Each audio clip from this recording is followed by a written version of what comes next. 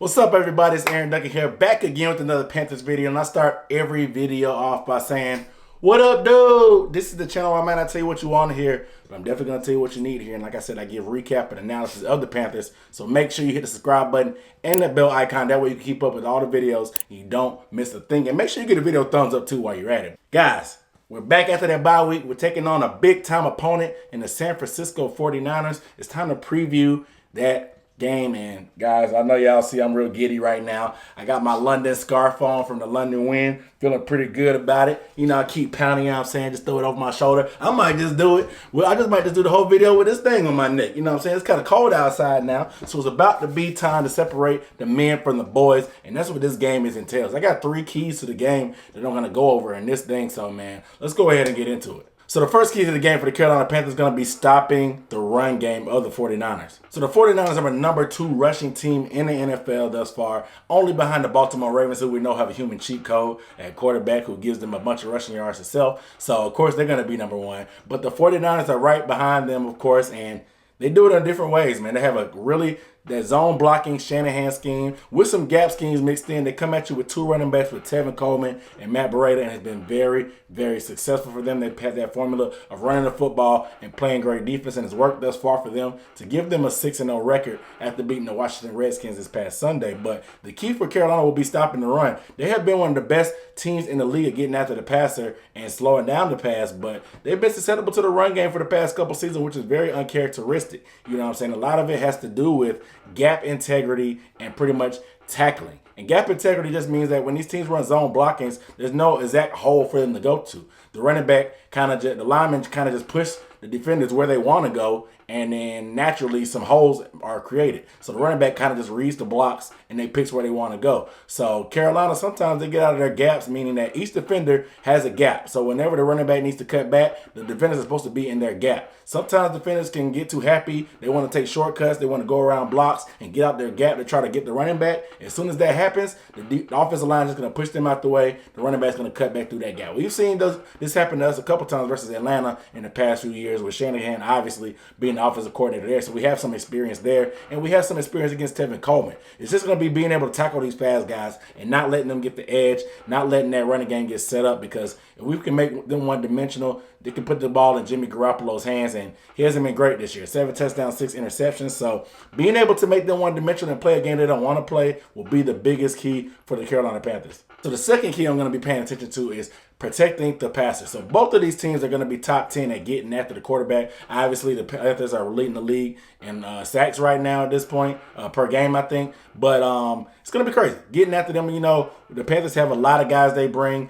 and the 49ers have a lot of talent up front with Joey Bosa, Solomon Thomas, and some of those guys like that. They're going to be coming at you too, and they are nasty up front. These boys are trying to get to the quarterback with reckless abandon. Carolina has had some struggles protecting the quarterback early on with Darrell Williams at left tackle, but ever since the injuries happened and Dennis Daly or Greg Little had to play left tackle, things have been better. But at the same time, this is going to be a whole new animal. You know what I'm saying? These guys are coming hard. These guys are relentless. It's not just the fact that they have a myriad of pass rush moves. It's just they don't give up on plays. And a lot of times they get quarterbacks based on second or third effort when the quarterback's trying to scramble and make a play. So it'll be very big on protecting Kyle Allen. And Kyle Allen's going to have to protect the football himself and not turn it over. If they can protect the quarterback, Kyle Allen just needs to take what the defense is giving him, as usual, as he's been doing, and protect the ball when pressure does come. Because Joey Bosa is very good at strip sacks. He will be gunning after that ball, especially since he's seen that Kyle Allen has fumbled multiple times in games in the past in his short career thus far starting. So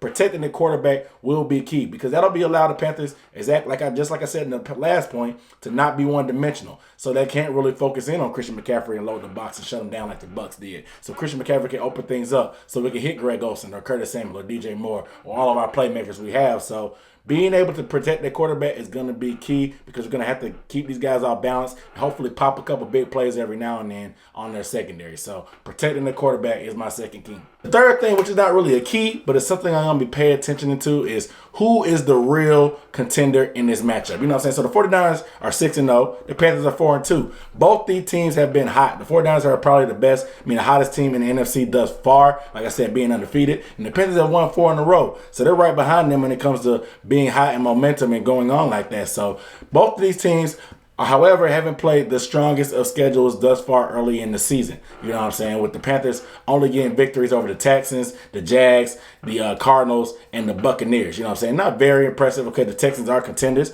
but they haven't really been impressive wins. You know what I'm saying? They've been Kyle Allen. There's still a lot to prove because all those defense that they face haven't really been great. And the defense has dominated thus far. They've been able to pick on subpar offensive lines. So a lot of people think that these wins haven't been that impressive. And on the 49ers side, the 49ers wins haven't really been impressive either when you come to it. If you look at the Redskins, the Browns, the Bengals, the Steelers, the Rams, and the Bucs.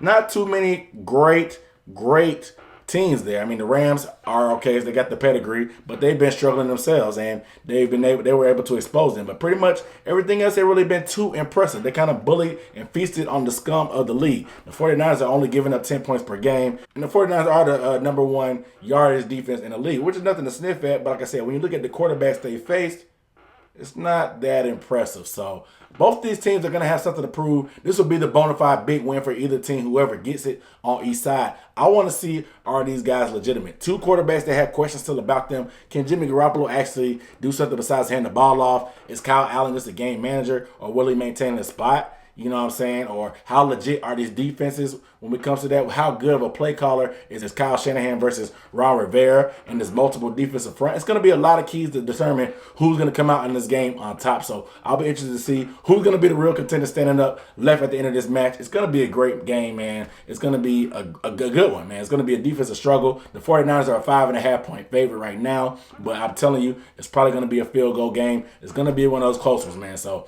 field goal kicking will be clutch. So without further ado, man, you guys let me know down below in the comments what you think this game is going to come down to. Give me some of the keys, what you're thinking about. What is your prediction from the game? Make sure you guys subscribe and hit the bell icon. That way you get the notification when I do the live stream on Wednesday. So without further ado, I'm Aaron Duckett signing off for the Necessary Blunt and Sports Talk. I'll see you next time.